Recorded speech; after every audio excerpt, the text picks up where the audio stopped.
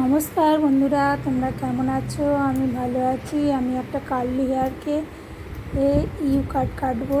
দেখো কিভাবে কাটছি। তো কার্লি হেয়ারের চুল কাটতে খুবই সমস্যা হয়। চুলটাকে যদি সোজা করে টেনে কাটতে হয় তো দেখো অনেকটা বড় হয়ে যায়, কিন্তু কাটার পরে একটু আবার ছোট হয়ে যায়।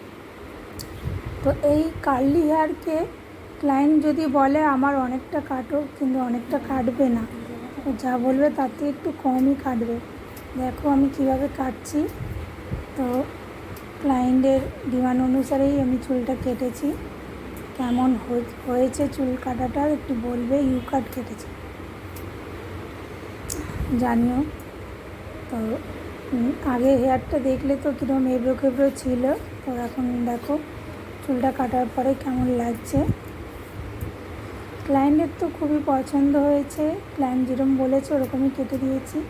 তোমাদের কেমন লেগেছে একটু কমেন্ট করে জানিও। থ্যাংক ইউ সবাইকে ভিডিওটা দেখার জন্য।